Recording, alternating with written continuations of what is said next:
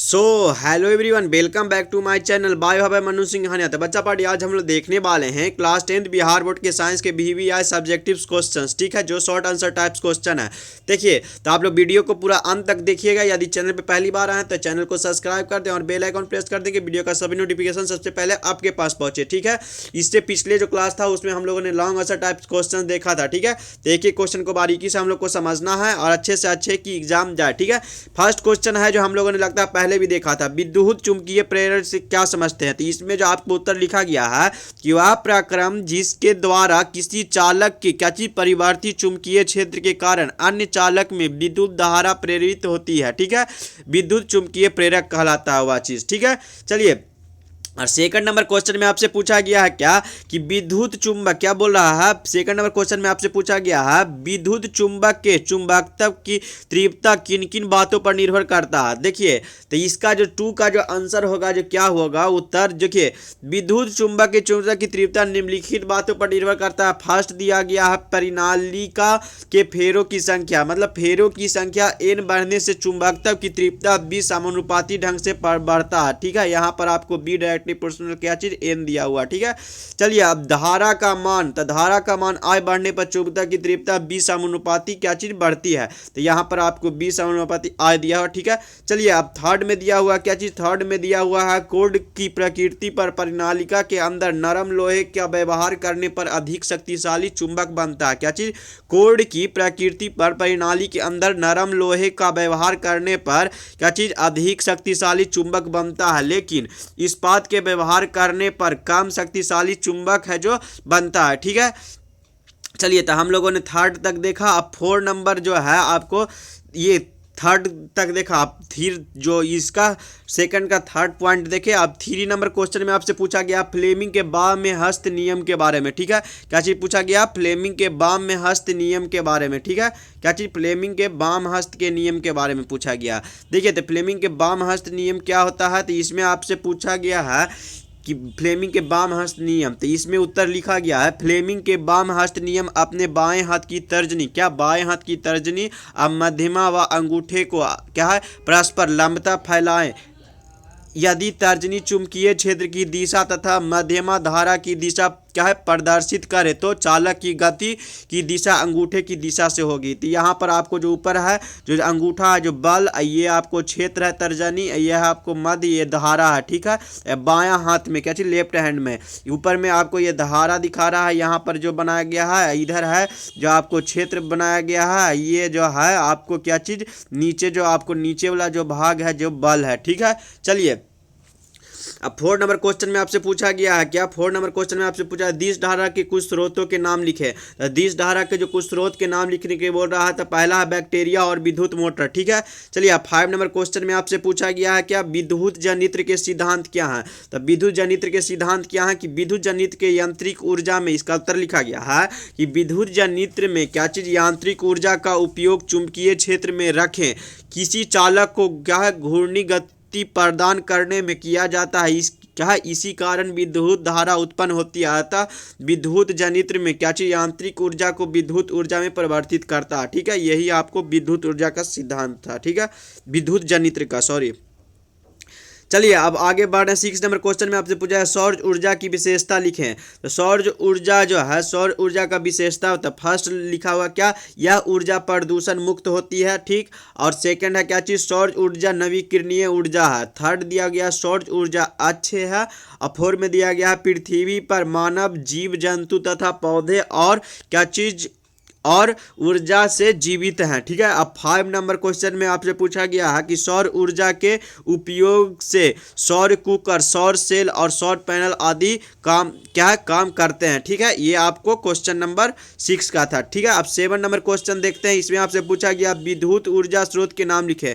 क्या बोला कि विद्युत ऊर्जा, क्या बोला, विद्युत ऊर्जा स्रोतों के नाम लिखे। ठीक है, वो तो था सौर ऊर्जा स्रोतों के नाम। इसमें जो आपको है विद्युत ऊर्जा के स्रोतों के नाम लिखने के लिए बोला। ठीक है, तो उत्तर लिखा गया फर्स्ट में बहती जल धारा, बहती जल धारा से है जहां पर टरबाइन लगा करके है जो है, जो विद्युत ऊर्जा को है, जो विद्युत वहाँ से क्या चीज़ जो बनता है और सप्लाई होता है सब जगह, जो क्या चीज़ यहाँ पर आपको लिखा गया बहती जलधारा से बनता है, अब बहता पवन हवा से, और क्या चीज़ सौर ऊर्जा से, और महासागरीय तापीय ऊर्जा से, और भूतापीय क्या है, भूतापीय ऊर्जा से, और नाभिकीय ऊर्जा से। ठीक है, चलिए, तो न्यूक्लियर एनर्जी से। ठीक है, हम लोगों ने 7 नंबर क्वेश्चन को भी समझा।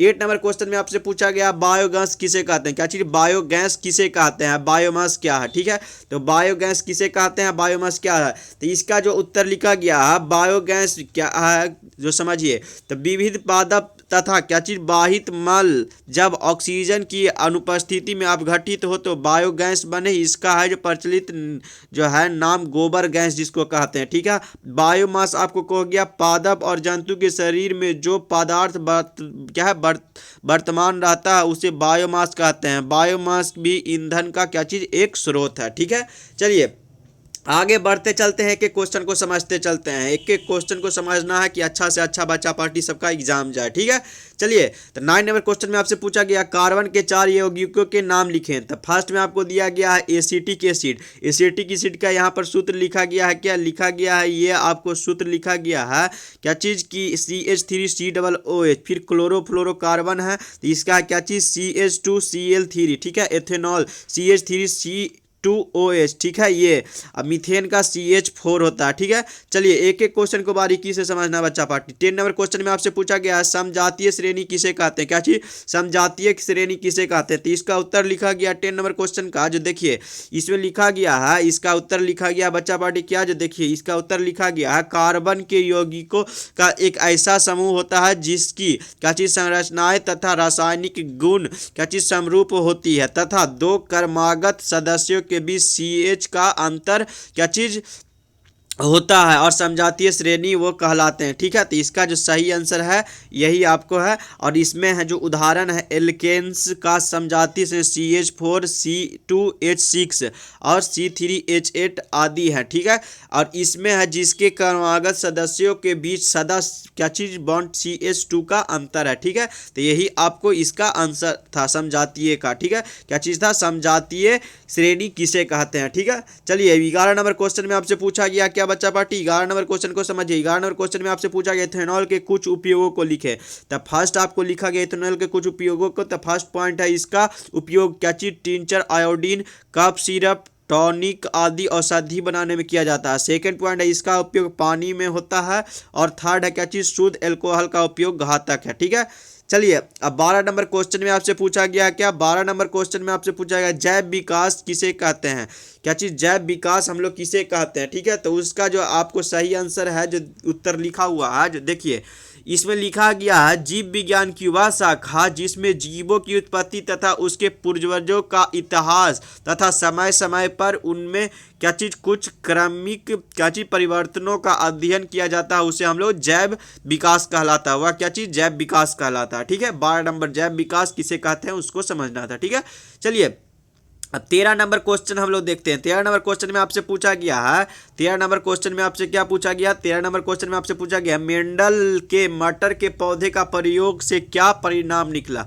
देखिए, तो इसका उत्तर एकदम साफ साफ लिखा गया है, मेंडल के मटर के पौधे पर किए गए प्रयोग निम्नलिखित परिणाम निकले। फर्स्ट दिया गया है पौधों में लक्षण कुछ इकाइयों द्वारा क्या है नियंत्रित होते हैं। ठीक है, उन्हें कारक कहा जाता है, क्या चीज कारक कहा जाता है। प्रत्येक लक्षण के लिए युग्मक क्या युग्मक में एक कारक होता है, जैसे लंबाई, फूल का रंग। ठीक है, और क्या चीज 4 और सेकंड जो पॉइंट है इसमें, सेकंड जो पॉइंट है इसमें लिखा गया है कि एक लक्षण को दो कारकों द्वारा की व्यक्त किया जाता है। फर्स्ट यहाँ पर देखिए कैपिटल टी या स्मॉल टी। ठीक है, चलिए 13 नंबर क्वेश्चन भी हम लोग मेंडल के मटर के पौधे का क्या प्रयोग का परिणाम निकला जो हम लोगों ने समझा। ठीक है, 14 नंबर क्वेश्चन अब देखते हैं बच्चा पार्टी। एक एक क्वेश्चन को समझेंगे हम लोग, एक भी क्वेश्चन नहीं छोड़ना है।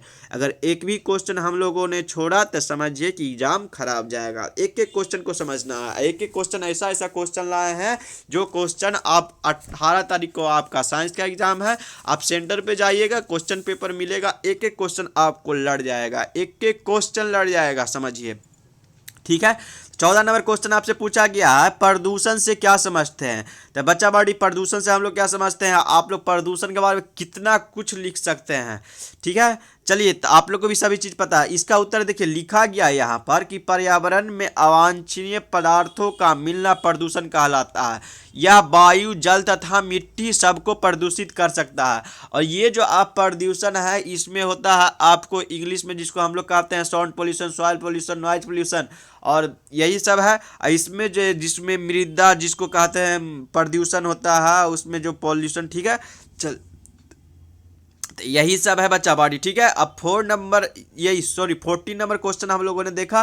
15 नंबर क्वेश्चन भी बहुत अच्छा है। इसमें आपसे पूछा गया है ये जो 15 नंबर क्वेश्चन है 15 नंबर, इसमें पूछा गया ओजोन स्तर का क्या महत्व है। तो ओजोन स्तर का क्या महत्व है, उत्तर लिखा गया है कि ओजोन स्तर सूर्य के प्रकाश में क्या चीज स्थित हानिकारक पराबैंगनी किरणें जैसे अल्ट्रावायलेट रेज का अवशोषण कर, क्या बोल रहा है कि ओजोन स्तर, क्या बोल रहा है, ओजोन स्तर सूर्य के प्रकाश में स्थित हानिकारक पराबैंगनी किरणों जैसे है अल्ट्रावायलेट रे का अवशोषण कर लेता है, जो मनुष्य के त्वचा, कैंसर, मोतियाबिंद तथा अनेक प्रकार के क्या चीज क्या है परिवर्तन, म्यूटेशन को जन्म देती है। ठीक है, चलिए अब आगे बढ़ते हैं। 15 नंबर क्वेश्चन ओजोन स्तर का क्या महत्व है जो हम लोग समझे।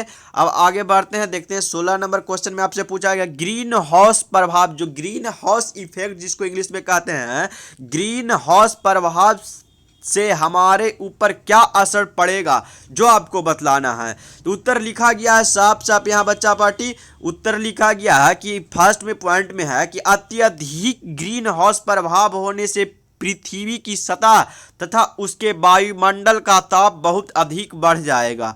अब वायुमंडल का ताप अत्यधिक बढ़ जाने से मानव तथा जंतुओं का जीवन क्या चीज कष्टदायक हो जाएगा तथा पेड़ पौधों के क्या चीज लिखा, तथा पेड़ पौधों के क्या चीज लिखा हुआ था बच्चा पार्टी, बोल रहा तथा पेड़ पौधों के स्वास्थ्य पर भी बुरा प्रभाव पड़ेगा।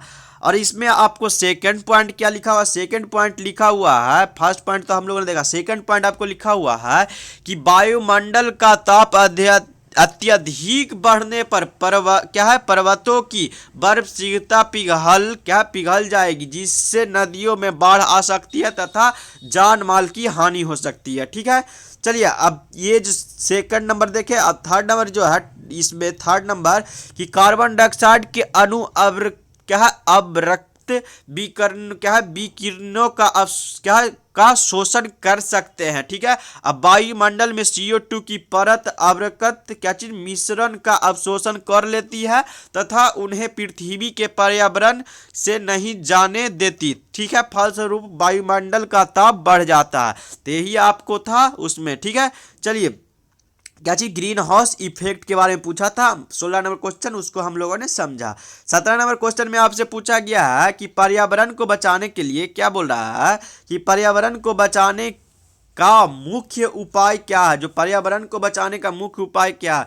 उत्तर लिखा गया कितना साफ साफ कि पर्यावरण को बचाने का मुख्य उपाय है वृक्षारोपण करें। क्या चीज, वृक्षारोपण, पेड़ लगाए, पेड़ पौधा लगाए। देखिए हर एक मनुष्य को, हर एक बच्चे को, हर एक जो भी जो प्राणी उनको है, जो मनुष्य है उनको है जो वृक्षारोपण पौधा हमेशा लगाने चले। बहुत है जो काट करके सब जगह है जो फैक्ट्री घर बन रहे हैं, तो इससे है जो देखिए पर्यावरण को बहुत ज़्यादा नुकसान होगा, इसलिए ज़्यादा से ज़्यादा पेड़ पौधा लगाएं। ठीक है, अगर काट भी रहे हैं, अगर सूख गया उसको काट रहे हैं, लेकिन उस जगह पे नए पेड़ लगाएं। ठीक है, चलिए तो वृक्षारोपण करना चाहिए। और क्या चीज CNG और धुआं रहित चिमनी इत्यादि, इसमें से क्या चीज प्रदूषित हवा, पानी एवं क्या चीज एवं मिट्टी को नियंत्रित किया जा सकता है। ठीक है, तो देखिए CNG है, इससे है जो प्रदूषण नहीं होता, और धुआं रहित और चिमनी इत्यादि है, इसको है जो कंट्रोल में, इससे जो पोल्यूशन होता है। तो इसका जो वृक्षारोपण करेंगे तो सभी चीज़ से बचाव होगा, तो इसलिए कम से कम पेड़ पौधा लगाना चाहिए सभी को। ठीक है,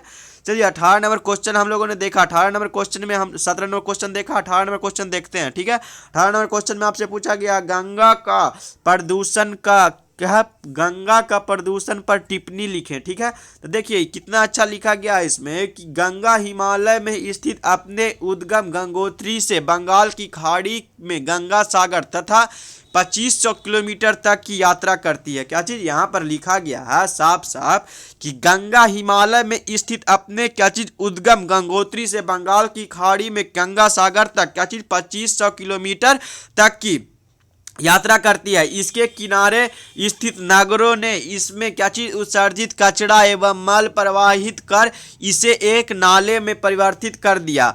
मानव के अन्य क्रियाकलाप जैसे नहाना, कपड़े धोना, मृत व्यक्तियों की राख एवं क्या सबों को बहाना, क्या उद्योगों द्वारा क्या उत्पादित रासायनिक क्या उत्सर्जन ने गंगा का प्रदूषण बढ़ा करके इसमें क्या चीज